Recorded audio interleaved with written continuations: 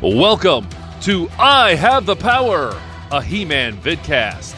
From the secrets within Castle Grayskull to the horrors atop Snake Mountain, we cover everything Masters of the Universe, including action figures, animation, live-action film, and comics. With your hosts, Adam and Chris. Welcome to another episode of I Have the Power, a He-Man and the Masters of the Universe podcast and vidcast. As always, I'm your host, Adam, and with me is my co-host, Chris. Chris, how's it going? Doing very well, Adam. Happy to be joining you once again. I know we've had a bit of a break, which has mostly been my fault. I've had some scheduling issues, but happy to be back and joining you once again, man. How are you doing tonight? I'm doing well. Things happen, and we worked out the scheduling, as we always will. And for our viewers and listeners, they haven't missed content because we're always pumping stuff out. So for them, it's just, they wouldn't have known, but no worries. We're back together. We figured it out, and I'm doing well. It's always fun to talk about one of my pillars of my childhood entertainment, which was He-Man and the Masters of the Universe. So there's a lot to discuss tonight, Chris. The main sort of item on the menu for our discussion is the 4-issue comic miniseries Masters of the Universe Masterverse. It was 4 issues. It's a prequel to the Masters of the Universe Revelation/Revolution portion of the universe. So that'll be our main focus tonight. But as we always do on this show, when there's news regarding whatever it is we're discussing, we share it with our audience and we share our thoughts on it. And there is plenty of news to discuss in the world of He-Man and the Masters of the Universe. So, first up is the long in development He-Man and the Masters of the Universe live action movie. Well, it looks like that in development process is going to be quite a bit longer, and it has nothing to do with the current strikes that are monopolizing Hollywood. It is due to the fact that the incarnation of the film that was in the works is no longer happening at Netflix. From the report from Variety, the main issue is that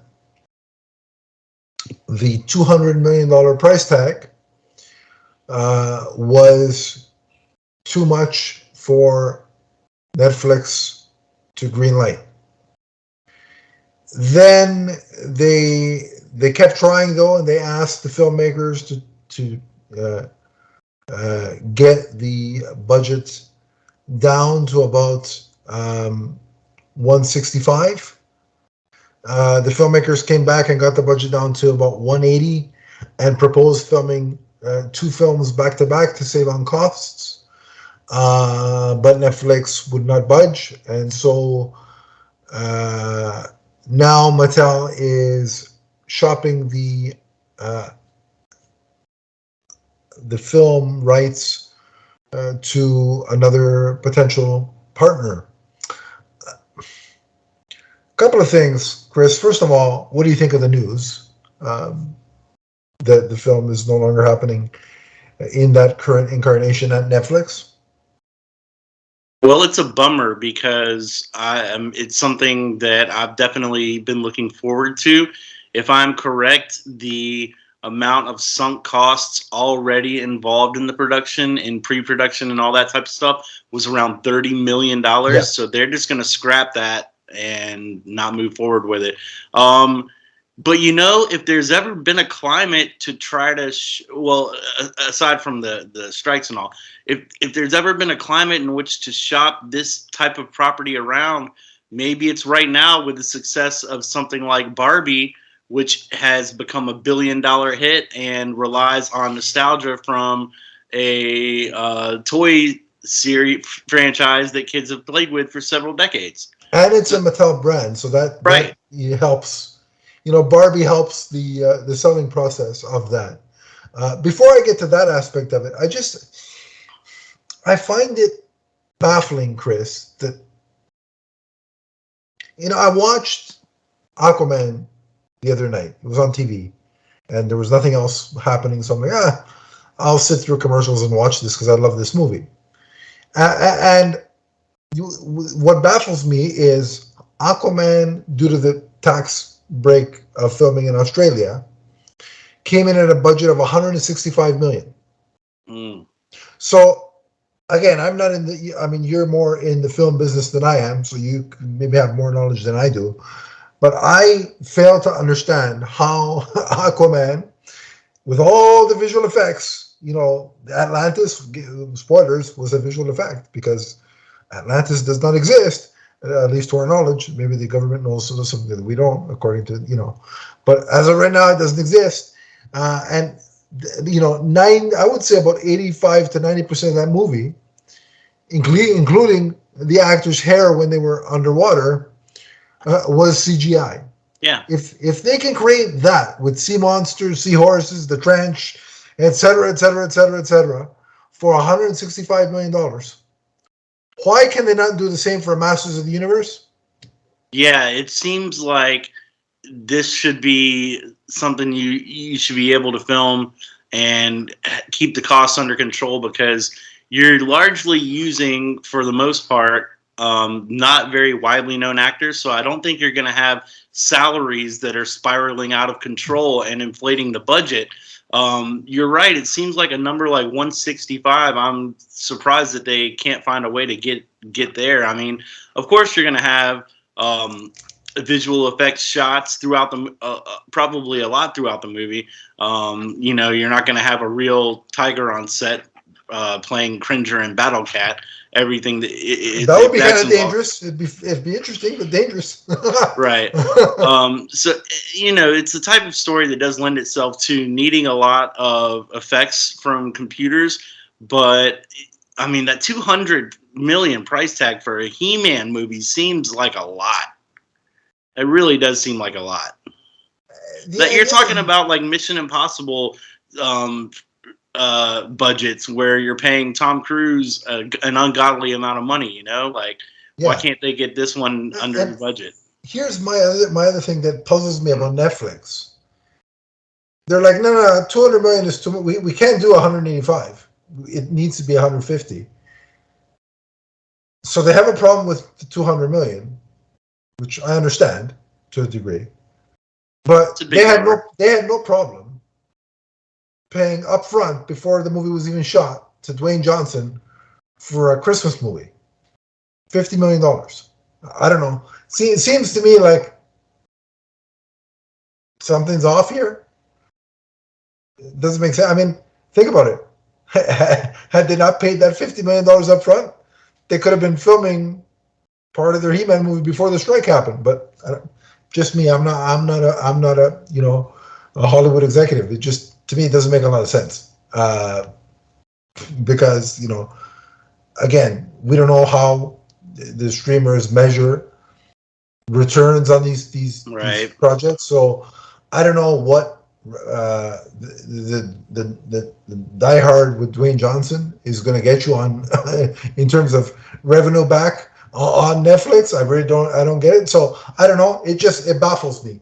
But hopefully they can find a partner, because I think, and look, I'm not like what I hope the message is. I mean, I know that Mattel is going to use Barbie as an example, as a reason why a studio should partner with them for Masters of the Universe, which is a smart business play.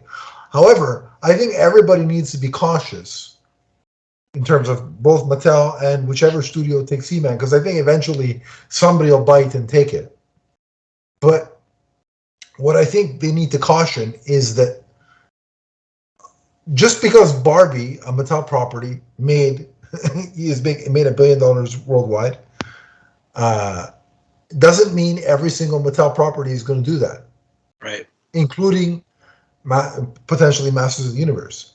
I'd love for Masters of the Universe to make $1 billion because it's one of my favorite franchises, and I like when the franchises that I enjoy do well. But it's not a guarantee, and that's what I think should be, caution on everybody's part here. And so I hope it works out. I hope they can find a partner. I think they will. It's just a matter of time. And look, I'm going to say something nice here about a filmmaker that I'm 50-50 on. I look at something. Remember 300? Mm-hmm. That was a big effects movie, but the way Zack Snyder shot it with that kind of I don't know what to call it, but it had that. It was like it was CGI, but it was all like it wasn't. I don't know how to. It had that filter. It wasn't like there wasn't much practical stuff there, right? And he created a whole army, right, with CGI, and he did that for 75 million. So maybe employing that technique for like a Masters of the Universe shot in the. I'm not saying as dark as 300, but in that style. And now you have the volume as well, so maybe that's something you could look into using because that's certainly gained in popularity and helped with keeping costs down for like the Star Wars franchise. Yeah. So that's something I'd look. So I'm giving props to Zack Snyder film, folks. I know some of you are shocked by this, but there it is. So there's lots of potential, but I think somebody will bite. We're just gonna have to wait a little bit longer as He-Man fans. I just hope that whoever does. This movie should not have taken this long. It's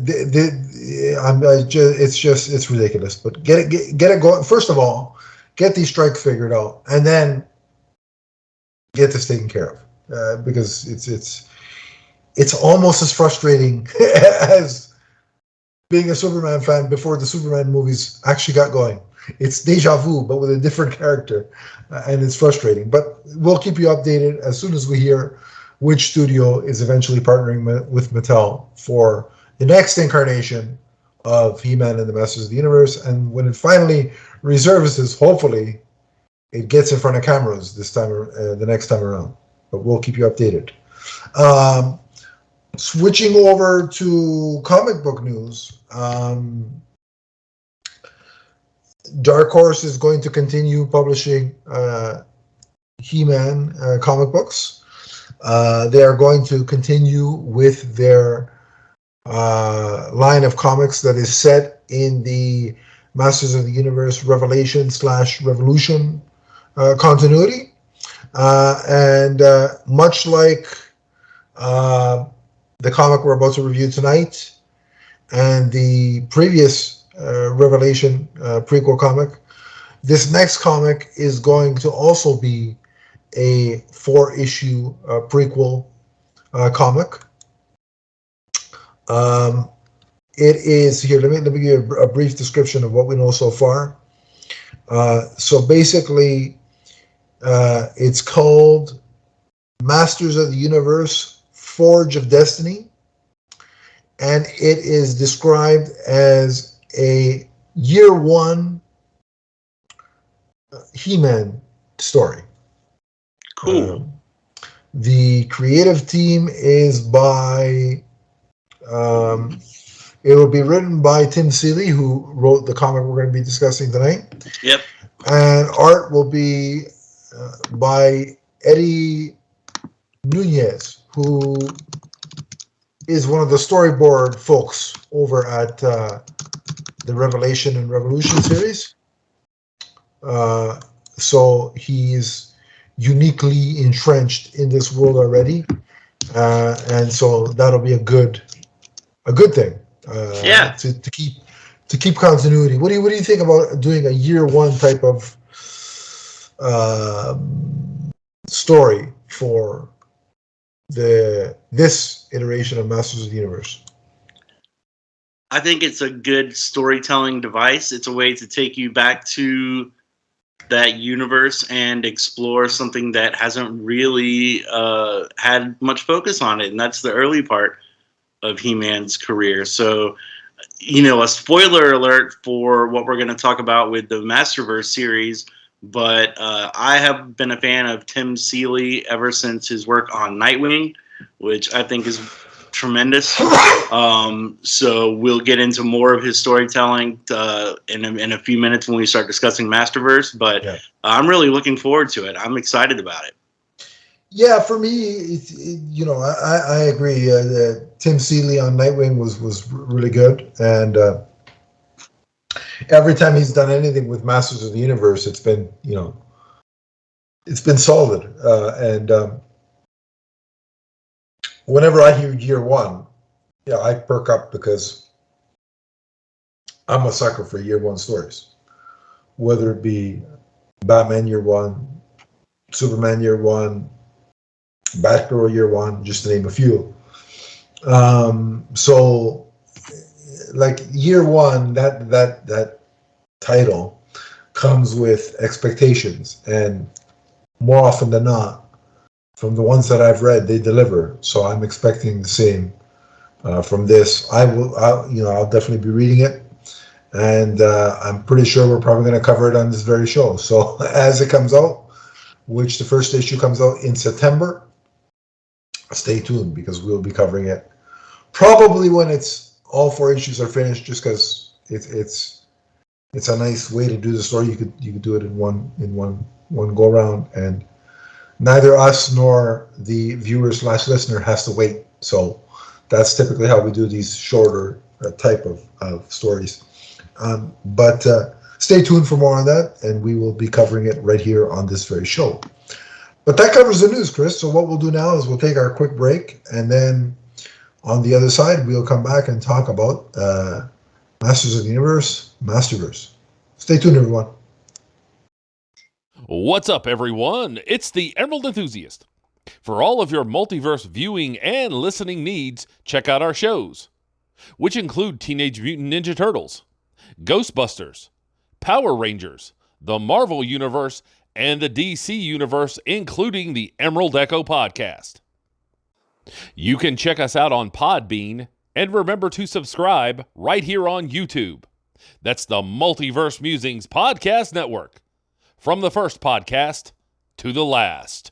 And we're back, and as promised, we are going to cover the 4-issue miniseries, Masters of the Universe, Masterverse. So, Chris, give us a little bit of the info on who's involved with this book and what the story entails. So, all right, the script for all 4 issues were all written by Tim Seeley. But then there's what is called a framing story, and then like 2 smaller stories, individual self-contained stories within each of the 4 issues. Eddie Nunez, who you mentioned as working on the next series, he does artwork in at least one of the series in each of the issues. Then we also have Kelly Jones, Sergio Aragones, EJ Sue, and Victor Santos doing artwork. We got colors by Rico Renzi, Michael Wiggum, and Brennan Wagner, and David Rubin. And then we have letters by Darren Bennett, who works on all 4 issues, as well as David Rubin. Awesome. So, like I mentioned, the framing story is the main storyline that is running throughout all 4 of these issues. And that is the Sorceress and Zodak are basically, they're talking, and Zodak says that He-Man's power basically can't go unchecked. And he needs to be shown, or he needs to have it proven to him that Prince Adam can wield the power of He-Man responsibly and with all that entails. And so the Sorceress goes to basically show different realities to Zodak, different realities aside from the one that they inhabit, different universes, so that he can see for himself the necessity for the power of He-Man and for Grayskull to have a champion to wield that power. Mm.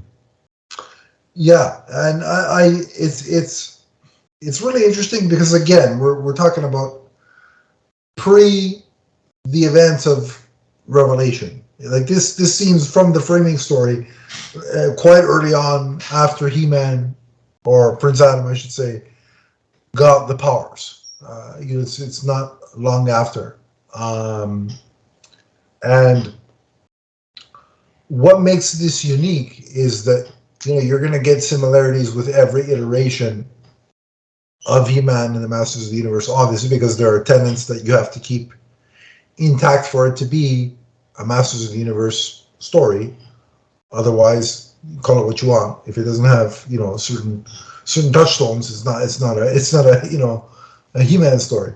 But what I like about these stories that we get is that they're unique enough that they feel fresh, and you're intrigued to step into this world, this universe. And also, there really is an air of unpredictability with each of them. I was particularly shocked right off the bat with the first story, which is kind of a horror type of spin on Masters of the Universe. Like, I think Scareglow is one of the villains of that story, or he's involved. Yep. And I think Beastman was present as well, if I remember. But when Prince Adam transforms in this universe, he becomes he transforms into like a living Castle Grayskull kind of humanoid monster type of deal. That was freaky. And like when you see him transform, it had a little bit of an element of like body horror type of deal to it. What did you think about that? Well, you mentioned earlier that we were going to talk about our favorite stories, and this is one of my favorites. Right. I think they did a great job with it. When I saw Prince Adam saying "by the horror of Grayskull," I was like, "Wait, what? Huh? Yeah, what's happening? Where something went wrong here." Right, and then on the next issue, you have, or not next issue, next page, you have his transformation, and he kind of absorbs Scareglow into him. Yeah. But yeah, this is a different He-Man than we've ever been presented in any type of story in the past before. I remember thinking like this would be a good read around Halloween. But I really enjoyed that specific story that they told in the first issue. And Kelly Jones's art was fantastic. I thought, and I'm not necessarily in love with everything Kelly Jones does. Like his Batman is a no for me, just personally, because the ears are too long for my tastes. I mean, but I'm not slagging on his art because he can draw infinitely better than I ever can. So I'm not one. When I criticize artists, it's just more personal taste than lack of ability. But here he does a great job, and it's fantastic. The secondary story that you mentioned in the first issue, I'll be honest, this art was in the secondary story was not my cup of tea. It was more caricature, like newspaper kind of. It's like a comic strip, basically. Right, it's a newspaper comic strip. Yeah, but so I wasn't a fan of the art, but the story idea of how you're going from like the early like mini comics that came with the toys where he was a barbarian, right? And then you see it go all the way up to like he has all these, these flying vehicles, and so it catches up with the TV show, like the original series, and it's kind of poking fun at itself. It is. So the story portion I liked. It's very silly, but it is like self-aware. Yeah, but I appreciated the self-awareness of it all. And I did get a kick. One of the things I did get a kick out of was every time Cringer was having a thought about He-Man, he was thinking of him as food, like to eat him. And the way they had it was the thought bubble. It drew like so. a stake with He-Man's hair on it. And for whatever reason, that reminded me of, I don't know if you ever played the old, like, I want to say it was Nintendo, like the original wrestling game, where if you played as Andre the Giant and your health meter was low, like stakes would magically appear in the ring, and you'd take it, you'd absorb it, and your power levels would go back to normal. So whenever I saw like that that He-Man, the stake with He-Man hair, I thought back to that game that I used, the wrestling game that I used to play. So it was like a coalescing of two of my favorite, two of my two childhood things. But I did appreciate how self-aware that portion of the story was. It was funny, and the goddess kept giving He-Man different, like you said, vehicles to use. So we get the battle ram, the wind raider, the attack track, and then the last one is the stilt stalker, which is just like stilts that He-Man stands on, which I'm not familiar with that. But it was a silly, fun, way to spend 10 pages. Yeah. The one of the ones that I found really interesting was the I guess it would be the Viking He-Man universe, the one where they were on a ship. Oh yeah, that was really unique to me because it kind of reminded me of like kind of sort of like Thor. It was like Thor meets Pirates of the Caribbean, and I dug that because I'm like Pirates of the Caribbean. Especially that first one, I loved it, and Thor as a character is unique, and so when you combine that and throw some He-Man mythology in there, you've got something special there. I thought the art in that universe was really well done. I really liked it. Even He-Man with his Sorry, go ahead. With his helmet looked pretty cool. And I'm not one for like, I don't always get excited for the extra, the extra trinkets on He-Man, but that headgear looked pretty cool. In that story, the one where they are on the ship, it has the character of Jitsu. Yes. I've always liked that character, but we get a little background on him. Apparently, the giant metal hand that is fused to his arm is because he got caught stealing an apple, and that is his punishment, that giant metal hand. Right. And I don't know that we ever got an explanation for that character, did we, before? Not to my knowledge. This might be the first scenario. And what was important about that story, too, was the fact that He-Man experiences a tremendous amount of loss.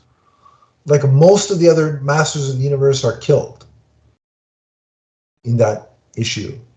And the point is, He-Man persists. He forges on, which is one of the points that the sorceress was trying to show to what is his name? Stratos, I think it is. Zodak. Sorry, well, I don't know this thing. Zodak, so that's one of the points that she's trying to convey, right? Is that no matter what universe, no matter what scenario, He-Man, carries on and continues on, and then I think another important story. I don't know if it was the same issue, but there was a secondary story that was in black and white. That is the same issue. Yeah, so it was like a noir kind of detective story. Yeah. And He-Man had disappeared, and no, King Randor disappeared. And He-Man wasn't. Was He-Man dead? He-Man was gone as well. Was he looking for his father, or I can't remember the particulars. No, King Randor was there with him. He-Man was the one that was missing him. I'm pretty sure. Because they did a whole bit of not wanting to wake up Marlena or something. Well, so in the beginning of the story, Okay. they say that Orko has created a simulacrum, so basically a copy of King Randor. Okay, there we go. That's it. Because King Randor is missing, Orko has created this imperfect copy. Version, yeah, that's right. But then at the end of the story, you find out that King Randor was actually there all along, and Orko messed up the spell. Okay. But He-Man was out of the picture for whatever reason. Yes. He's missing or what have you. But the important thing is it shows, like, in He-Man's absence, how Man-at-Arms responds, right? And how Man-at-Arms carries on and does the right thing. It's sort of being inspired by He-Man. And so, again, it's the sorcerer saying, look, even in scenarios where he's not physically present, he's important. In this issue, Duncan has basically left the royal court in shame because he lied to King Randor about Prince Adam's identity as He-Man. And then when He-Man disappeared fighting Skeletor, that's when Duncan was dismissed from the Royal Guard. So now he's like a detective. Yes. And Orko hires him to take the case. So I really like this this way of using those characters. It's something we haven't seen before. Such a unique spin. Yeah. It was really cool. Man, the black and white was kind of cool too. It really added to the flavor of that story. So yeah, and again, it's like this kind of a book is, I think it works twofold, in the sense that I'm talking about all 4 issues as a whole, because what I think it does is it allows you to take chances with the IP, and tell different types of stories. And it also serves as, like, for the writer and the artist, it's like a love letter to, like, every single friggin' iteration of the He-Man toy that came out, which is so unique. And it's like, I'm surprised this kind of story hasn't been told sooner, right? It's like, then there was, what were your thoughts, some of your thoughts on the story that had He-Man as a sort of wandering nomad barbarian type of scenario? Oh yeah, that was cool too. So basically, in that issue or in that story, He-Man and his Masters of the Universe. Let me see, which one is that? That's in number 3. Okay. Yeah. Let's see. That was the one where Tila was seems to be a little bit more of the warrior than even He-Man was. Yeah, and doesn't she even call herself the warrior goddess? Yes. Yeah. Yeah. I really dug that one. That was a nice one. That was a fun. It was a well-told storyline, and the art was really good too. The art was spectacular. I was really, and again, it's a play on the idea of, the first conception of He-Man was him as a barbarian, right? So it was a kind of play on that, but also a slightly different spin than just let's regurgitate the mini comics, but in a longer story. But it shows, that constant intrinsic relationship between Tila and Prince Adam / He-Man. No matter what universe we're dealing with, that's also an integral situation. So, and I like that they put a shine on her just because, the sorceress is sort of trying to showcase why Prince Adam having the powers is important, but it also showcases that these other people like Tila, like Man at Arms that we're seeing in these stories are the people that keep He-Man in check. They keep him grounded, right? So the fear that what I think this kind of story shows is that the fear that's there that this power unchecked can be dangerous is largely unfounded because of the support people that he has around him. So you know what I mean? At least that's the vibe that I got.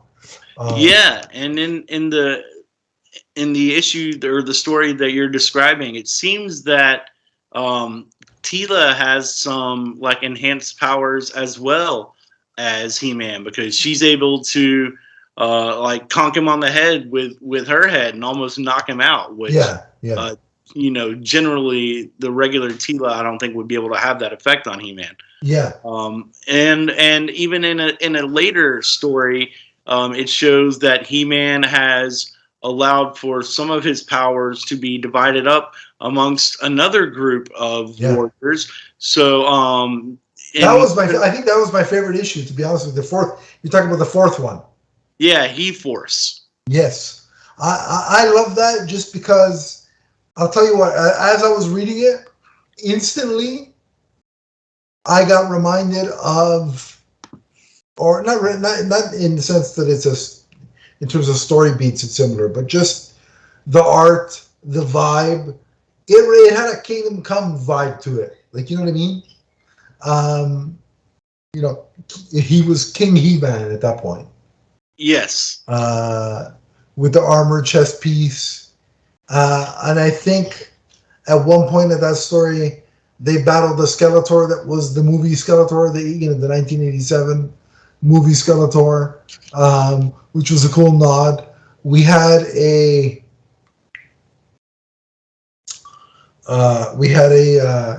Battle Cat that was a humanoid. He was still a tiger, but he was humanoid, and he had the He-Man, the chest piece, yeah, and he had a sword of his own.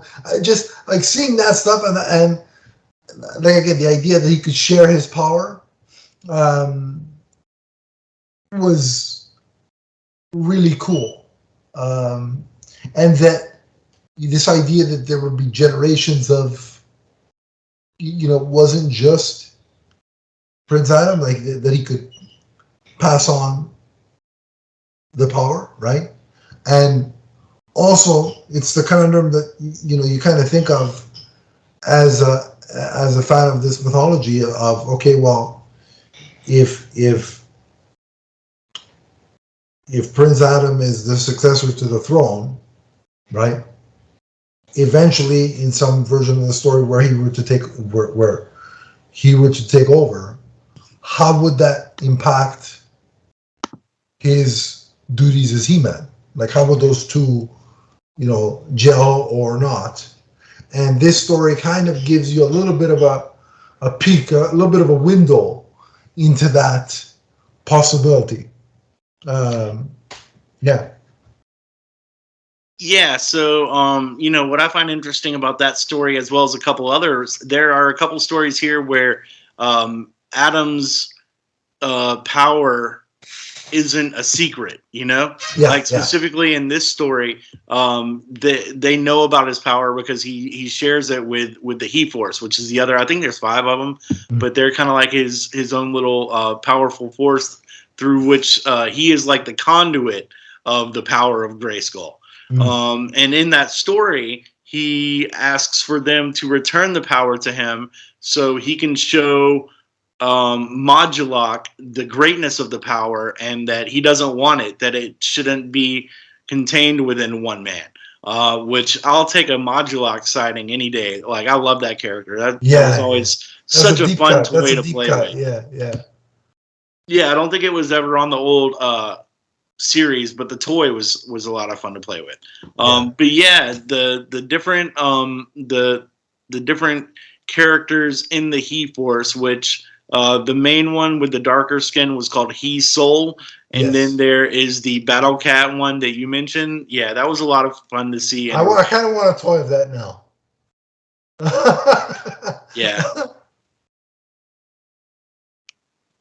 It would be cool if they made a series of action figures based off of this comic series. You know what's interesting about all these? Before I say what I'm going to say, I also did like the story. I think it was also in issue 4, which was a riff on the recent kids animated show. Like I like that they included them too. And not only that, whoever did the art for that portion of the story nailed the series, look perfectly.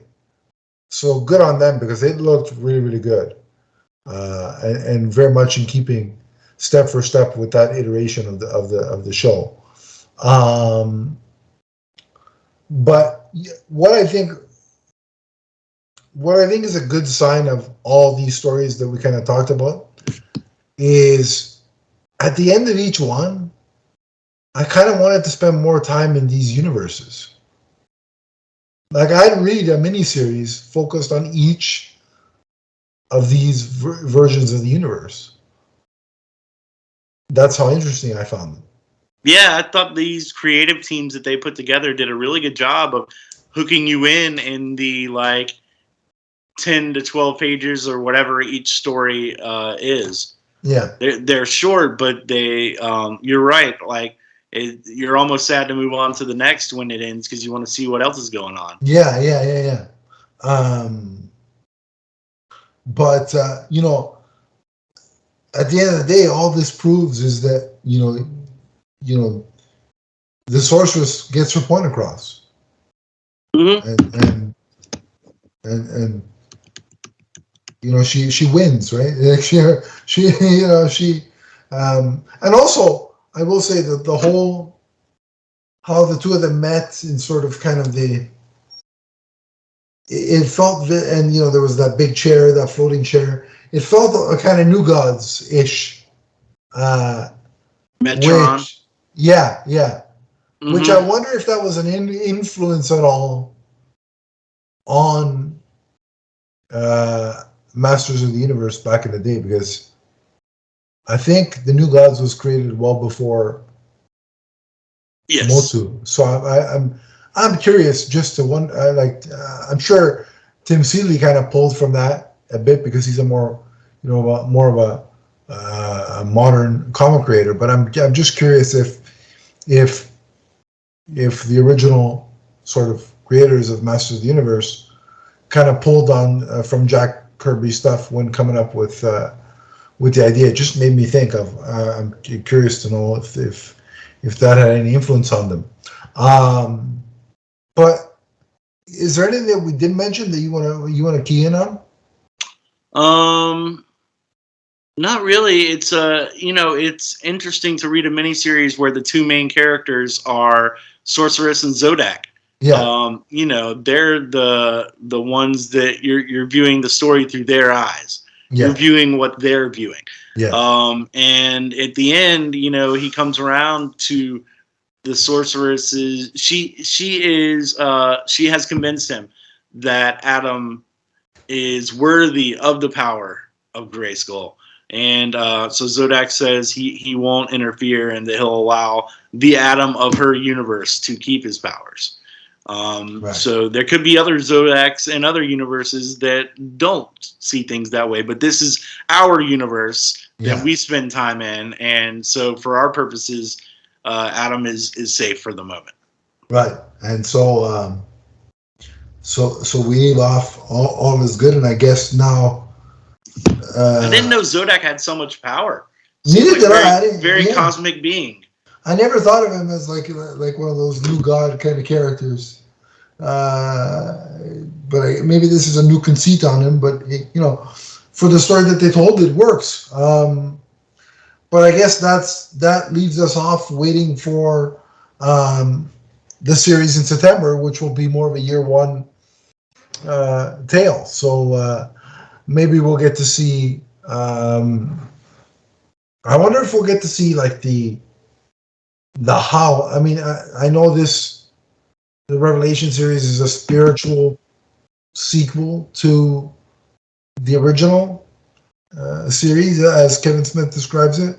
But I wonder if this year one story is going to give us the who, what, how, where, when of it all, in terms of how the Revelation version of He-Man was chosen, and I wonder if that's what we're going to see or not. Like, I'm curious, but I'm looking for, like I've said many times, the more He-Man and the Masters of the Universe comics they want to put out,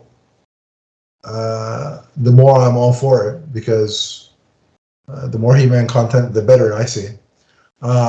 So, yeah, I guess if there's nothing else to bring up, we can go ahead and rate this series. So remember, 4 for story and 4 for art. What do you got? Story. Are we doing 4 or 5? I think we usually do 5. It's 5 out of 5. Did I say 4? Sorry. Yeah. My mistake. Out of 5. Both. Maybe you were already speaking your. Well, maybe we'll find out in a second. But yeah. Story, man. Storyline. I give this a 5. This is great, man. Across the board, Tim Seeley does a great job. It's interesting that it's all written by one person, but it's almost like it's written in different voices. Like, he really taps into the universe and the reality that he inhabits, with no greater distinction between that than in the very first episode, where it goes from the horror, the first issue, where it goes from the horror storyline that you mentioned right into the Sunday Funnies comic strip storyline in the second half of the issue. So across the board, I give this a 5. And the art, I'll probably give the art a 4. There were a couple universes where it just didn't really work that as well for me. I think, like you mentioned, in the comic strip universe, I mean, I understand it's supposed to be like kind of silly and funny and stuff, but that one just didn't really do it for me.